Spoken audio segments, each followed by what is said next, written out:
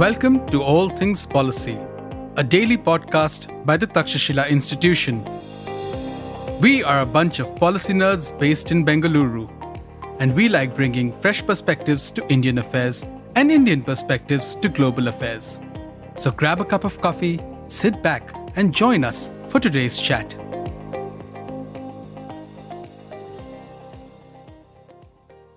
Welcome to a new episode of All Things Policy. I'm Aishwarya Sonavne, Research Analyst for Pakistan Studies at the Takshashila Institution.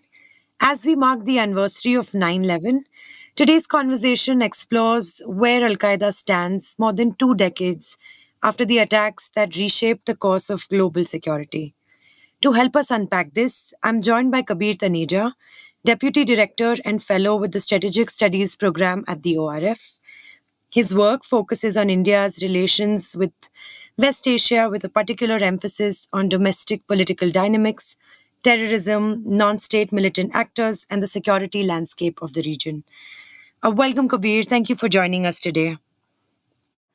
Thank you so much. Let's get right into it. 25 years after 9/11, how should we understand Al-Qaeda's place in the global militant ecosystem today? That's a very good question because, if you see it from a distance, one could argue that Al-Qaeda is a spent force as of 2025, right? We don't hear much about what the group is doing. For the last couple of years, they were overshadowed by the so-called Islamic State, ISIS, as it's called, or Daesh in Arabic, which ran amok in a large section of geography between Iraq and Syria for many years. So overall, Al-Qaeda has not claimed any major terror attacks. They have not announced a successor to Osama bin Laden, or they have not announced a successor to his successor, to bin Laden's successor. So, we neither know the hierarchy, we neither know what the kind of thinking is in the group. We know that a character called Saif al-Adl is supposed to be, is expected to be, because it's not announced, the new chief of Al-Qaeda, and it is widely believed he may be in Iran, but no one is really sure. So the group is basically in limbo as far as I can see it. We are not particularly sure what it plans to do or what kind of existence it plans to run in the long term. It is very, very running. It is running a bit on a very decentralized structure. So a lot of groups that had given bayat to Al-Qaeda over the years are still operating under the brand of Al-Qaeda. But because there is a lack of central leadership, central figure, central authority, what Al-Qaeda was prior to 9/11 and just after 9/11, I think it's a mere shadow of itself at this point of time. But having said that, you can't discount Al-Qaeda as a group, and you can't definitely discount ideology. So, like any other terror group, they can bounce back in the future at some point. Right. Al-Qaeda has sort of now shifted from a centralized organization to a more decentralized network of regional affiliates. How has this transformation affected its operational capabilities and strategic objectives? Also, if you could help us sort of understand and break down the major factions of Al-Qaeda that currently operate around the world. Sure. As I said, the factions of Al-Qaeda are still very much functional. Al-Qaeda in the Arabian Peninsula, which used to be a very, very prominent organization in Yemen, has sort of diminished over the past couple of years, but still remains intact. Is still known to be funding terror activities. Is still known to be funding madrasas and individuals that can be invoked at a future period of time if the group does sort of resurge in some shape or form. There is Al-Qaeda in the Indian subcontinent that continuously releases propaganda material. They have their own magazine to sort of keep the vocalization of ideology alive. AQIS has never been sort of big on operations inside South Asia, specifically inside India. Their predominant aim has always been of movement of funds, financing terrorism and financing operations of the group globally. So there a lot of money is washed through countries like India and Bangladesh. There used to be a highway. I'm not sure if it's there or not, but there used to be a popular highway of terror finance between Cox's Bazar in Bangladesh and northern India, specifically UP and Bihar. But AQIS was largely sort of reliant on washing money clean for the group. But something that we don't often talk about in India, at least when talking or when reading Al Qaeda, is that Al Qaeda's operation in Africa have actually taken a significant turn Mm-hmm. for the better from the group's perspective over the past couple of years, right? So they were, of course, they, they were thumbed down after Osama bin Laden's killing in Abbottabad in Pakistan at the hands of the Americans. Mm-hmm. Ayman al-Zawahiri was killed in Kabul in 2021 after the 2022. Taliban took over, which is widely believed to be seen as a gift of the Taliban to the Americans, as a almost like a peace Yeah. offering that there can so that there can be some level of cooperation with the Taliban, a long time patron of Al Qaeda, and the stability of the new Taliban regime, so the Americans don't disturb that. But it's Africa where I think a lot of Al Qaeda's affiliates are, for a lack of better term, thriving. There is Al Qaeda in the Islamic Maghreb. There is Harkat al Shabab al Mujahideen, there's which is in largely around In Sahel. Somalia. Oh, yeah. And there is Jamaat Nasr al Islam wal Muslimini. A lot of these groups are in the Sahel region of Africa. We have Mm-hmm. seen a lot of these groups challenge state authorities significantly. We have seen a lot of these groups often come into power and take over territory similar to what Islamic State did in Syria and Iraq all those years ago. So Right. there is a lot of movement when it comes to jihadist and Islamist activities propagated by groups that are aligned to Al Qaeda in Africa, in parts of Africa. And the interesting part about the African thing is that a lot of these groups that are aligned with Africa actually fight other groups also that are aligned with the Islamic State. So there is this ideological crevice between these two major jihadist groups on sort of having that kind of ideological supremacy in these parts of geography. You have to remember that Islamic State basically pushed out Al Qaeda's narratives in the Middle Yeah. East. Came to fore in a very violent manner.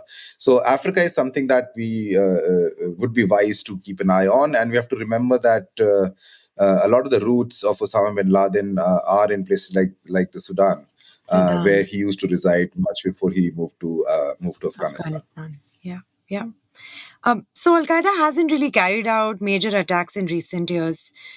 Instead, there is an understanding that it has been quietly rebuilding, putting its members and resources into building stronger ties with local groups and supporting their regional grievances. Something like you mentioned is happening in Africa, in their Right. propaganda communications in India. What does this tell us about their long term strategy? Is there something there, or are we reading too much into it? It's a gray area question because this is how a lot of us researchers read into Al Qaeda, right? We basically, the amount of propaganda that they release, or the ideologues or the theological ideologues that often have supported Al Qaeda's thinking and theory and ideology on how they are preaching theology and ideology these days, whether they are supportive of what Al Qaeda Right. is right now or they are not supportive of Al Qaeda. A lot of times we only get to know this when there are inflection points in the Islamic world, right? So, for example, the Gaza Mm-hmm. crisis.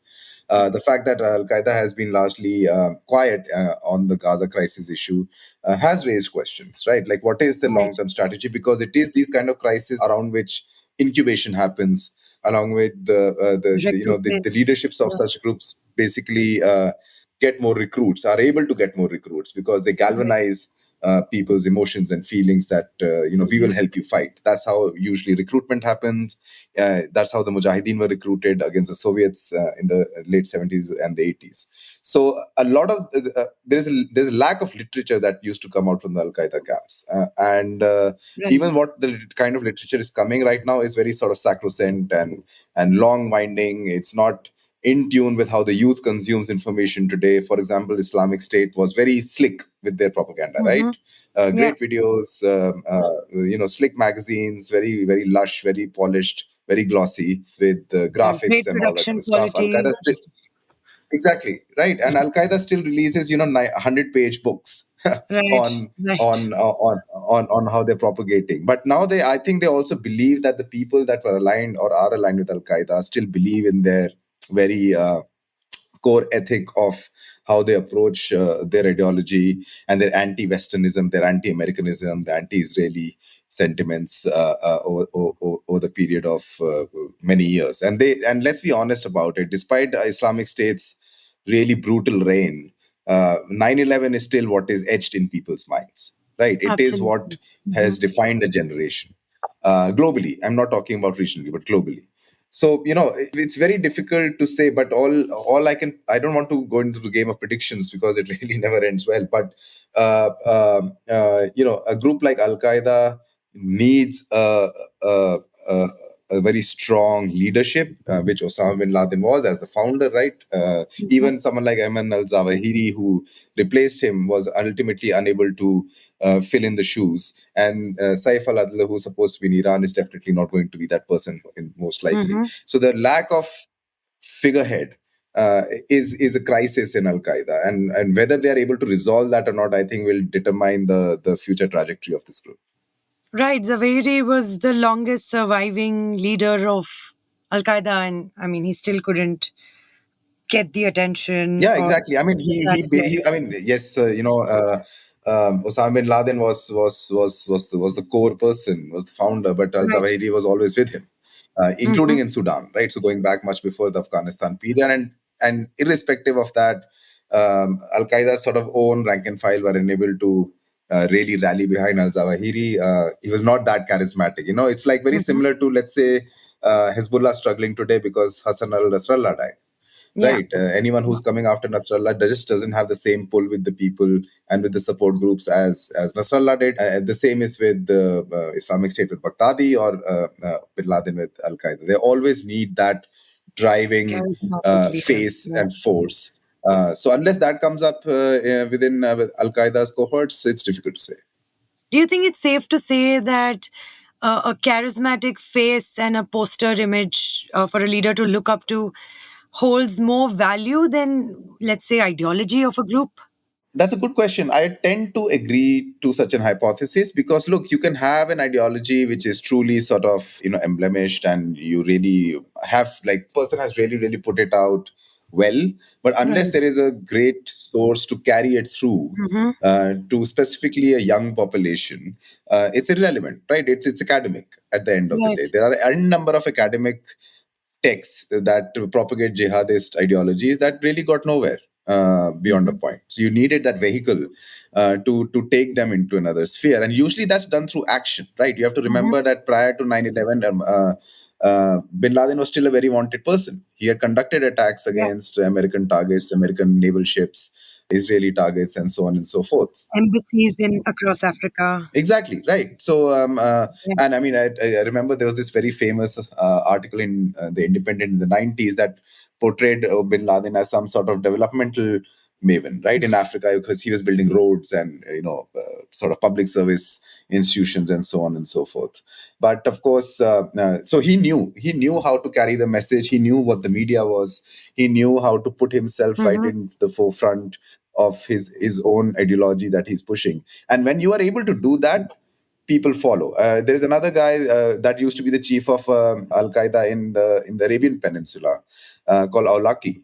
Right, Yeah. Of his course. speeches were world famous. I mean, the CDs and tapes of those speeches were And he as was an American national, right? exactly. He was an American national. Yeah. So when he was actually Yeah. killed in a drone strike, the big conversation in the US was that, can you actually kill your own citizen or not? Right? Yeah. Yeah. So, but his tapes and CDs had massive circulation, and I'm talking about before the internet. Even in a country like India, his tapes and CDs were not freely, but were fairly available if required. So Right. he was often seen as a potential after Bin Laden, right? Yeah. Just because, not because his ideology was something different or something more either less moderate or even more radical. It's just Hmm. because his way of narration, composition, and taking the message to the masses was successful. And he And got a lot of coverage others, in the Western media and and he regional got, of media. course. So he knew, yeah, that's what I'm saying, right? He knew how to do that. He knew Right. how to mobilize his ideas and take it to everyone, from his adversary to his supporters to potential recruits. He knew the entire spectrum of how to do that. And his CDs and cassettes I mean, I'm just repeating this because it's quite something to be viral before what viral the word today means was. Right. Absolutely. So within the jihadist framework, Aulaki was always seen as a potential Hmm. natural successor to Bin Laden. But of course, he was also killed in a drone strike around that period. Right. It is also very unlikely for Al Qaeda to not announce their successor, right? Someone like Osama bin Laden and allegedly now Saif al Adal, he's apparently leading. So it sort of is also a group without any leadership per se. It is, and I mean, look, Saif al is expected to be the leader. Has been no announcement. There is a view that if he is in Iran, then the Iranians are really keeping a tight lid on him, so he cannot be announced as a as Al Qaeda's leader, or they will not allow Al Qaeda to announce him as a leader, because then he will basically turn up in Tehran, and that will be a problem with Iran's outreach to already a very contested outreach to the West. So it is unnatural that usually the successor is not announced, but it's not unheard of. If you see, if I ask you right now who's the Islamic State's caliph, after Baghdadi and Right. about three others were killed, we would not know. Why? Hmm. Because they have espoused the idea that to survive and to keep the crosshairs of drone warfare and clandestine agencies searching for everyone out of their hair, the only way to Hmm. do it is to decentralize organization and not communicate with each other that much. Don't leave breadcrumbs when approaching operations and meeting for strategy, because the probability is that you will be found out in one shape or the other. And they only found this out after after the Bin Laden raid, where the courier Right. was the guy who basically gave up his location. Hmm. They have figured that out, which is why if you see the Africa example, most of these groups are running in a very decentralized manner. I don't think there is a huge Al Qaeda machinery, central Al Qaeda machinery running and taking decisions for these groups. They've allowed these groups to raise their own funds, take decisions. What they do provide is ideological and theological guidance. And that you can Hmm. do remotely. You don't really need to be present somewhere, and you can also use old Osama bin Laden and Aulaki and other sort of paraphernalia and speeches to continue to galvanize those kind of people, especially in a place like Africa, where I mean, economics is almost quasi non-existent in a lot of countries. Hmm. Right. Uh, I want to bring the conversation a little close to home now, and focus on this faction called Al Qaeda in the Indian subcontinent, which we refer to as AQIS. The faction was announced in 2014. How significant is the faction today, and what does it tell us about Al Qaeda's strategy in the subcontinent? Also, does this faction have any meaningful capacity in, let's say, India, Pakistan, Bangladesh, and Myanmar, or has it just been more aspirational? I think that's a good way to put it. It's been more aspirational. They have not conducted any major attacks. Right. Interestingly, if I remember correctly, I could be wrong, but at least one of the chiefs of AQIS was someone from Uttar Pradesh, Mm-hmm. who somehow found their way into Afghanistan, Pakistan tribal regions, and that's from where they were announced as the chief, and they tried to operate. But AQIS has never been able to find their footing in India. They have sort of consistently vocalize their displeasure for the Pakistani state, for Yeah. even towards the Taliban at some point, but they have never sort of mobilized kinetically Yeah. beyond a point. So definitely in Not India, even in Kashmir. They couldn't find footing in Kashmir look, Kashmir is neither Al Qaeda nor or Islamic State. uh, Islamic State have ever found a foothold in Kashmir. True. Right, and there are good reasons for that, right? Mm-hmm. The primary reason being that at least Islamic State, until a certain extent Al Qaeda, because Al Qaeda has not explicitly mentioned this anywhere, or any Al Qaeda member hasn't, that they see the battle of Kashmir between India and Pakistan as a battle for land first and Islam second. Right. right? So portrayal is that it's a battle between the nationalists and the patriots, Mm-hmm. and not it's not a battle of for the ummah, or the sort of the pan-Islamic thinking is Yeah. utilized sometimes to galvanize and push cadres into conducting terror attacks or joining the cause, so to speak. But at the end of the day, they're fighting over land. And there are interviews of former Islamic State members who are from India, or were from India actually, that I Mm-hmm. mentioned this, that look, this is not a battle we want to get into, because if you see both Al Qaeda and Islamic State's early propaganda materials, their idea of control of territory includes all is Muslim majority regions. So that includes Pakistan, that includes Kashmir, that includes Afghanistan, and so on and so forth. So they don't The, see the differentiation the way the Lashkars or the Jaish will see the differentiation, because they have right. been constructed and built to fight for the land of Kashmir, not necessarily for Islam. Mm-hmm. While Islamic State and Al Qaeda both prioritize the fight for Islam, which is why in Kashmir we have never seen either of them gain a strong foothold. Right. Al Qaeda's infrastructure in Afghanistan has been steadily expanding since Taliban took over power in 2021. There were reports that the group now is also operating training camps in at least a dozen provinces in the country. With the US withdrawal from Afghanistan and the Taliban's return, what space, if any, has opened up for Al Qaeda? Look, it's complicated, ironically, for Al Qaeda in Afghanistan, right? Right. First and foremost, they are they are fairly diminished in capacity, so they don't have that kind of same clout and larger than life aura that they did after 9/11, right, when the entire Mhm. world was searching for them. At that time, of course, the Taliban gave them refuge, as everyone knows. But as of today, Yeah. the Taliban will not give Al Qaeda up. They will neither ask Al Qaeda to deconstruct themselves, or end the organization in exchange for giving safe haven in Afghanistan, simply because Al Qaeda fought with the Taliban for 20 years against the Americans. Right? So they are seen as blood brothers in that way.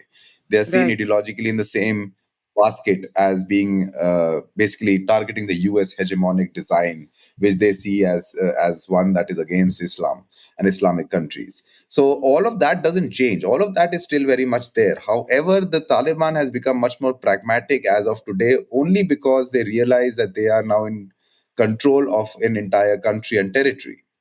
And this is their probably last chance at becoming rulers of Afghanistan, which they have. They are fairly uncontested at this point of time. Hmm. Multiple United Nations reports have said that Al Qaeda is in Afghanistan. They're festering. They may be also increasing in strength. Repeatedly, the Taliban has said that there is no such group in Afghanistan anymore. Mullah Yaqub, their acting defense minister and son of Mullah Omar, Yeah. just a couple of days ago said that all such terror groups have been dismantled and defeated. I mean, we can ask the definition of what dismantled and defeated is, but definitely what the Taliban has done is they've thumbed down Al Qaeda. They have made sure that they do not rear their head in any shape or form that can be at least traced back to the Taliban.